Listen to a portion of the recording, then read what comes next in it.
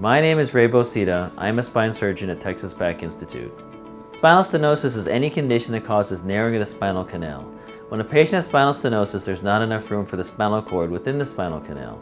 And some people are born with it, and some people can develop this from injuries, and other people can have disc herniations or arthritis that causes this condition. Now, specifically for athletes, spinal stenosis in the cervical spine can be a big problem. Oftentimes people will have stingers, where they'll get transient pain or numbness in one or both of their arms. Some patients can even have transient quadriplegia, where their whole body kind of stops working and then has to wake itself up after a while. And those patients are at high risk for further injury and even becoming paralyzed. Spinal stenosis in the cervical spine can go undetected because people don't feel symptoms. When people are hitting in grade school and in high school, it's not with the same velocity, speed, and aggressiveness as in the college or in the pros. So the same hit delivered in high school or grade school will not cause enough force at the time of impact to cause any symptoms. But as the collisions get more violent and the athletes get bigger, the trauma to the spine can be such that the patient will feel symptoms. There's two phases of treatment. In the acute phase, if a patient has stingers or transient quadriplegia, the first thing to make sure is that there's no disc herniation, there's no cervical spine fracture, and there's no instability. So at the time the injury occurs, the patient is kept in very, very careful spine precautions.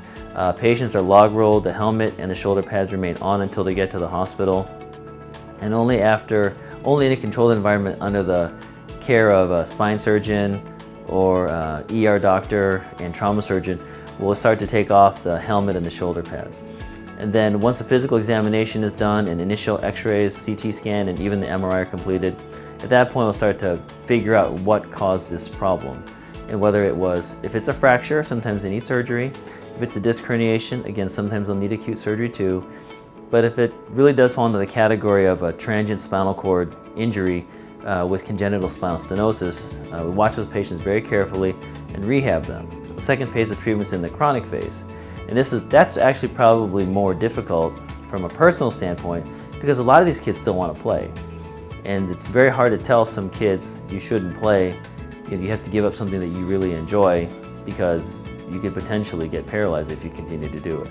And the linebacker from Florida and other people from other colleges, you hear about stories like this a couple of times a year where really high-performing athlete will give up a career because of either a spinal stenosis like this or head injuries. And unfortunately, it's more common probably than we want it to be, but still, hopefully with changes to the safety equipment and the rules, we can try and reduce the incidence of these problems.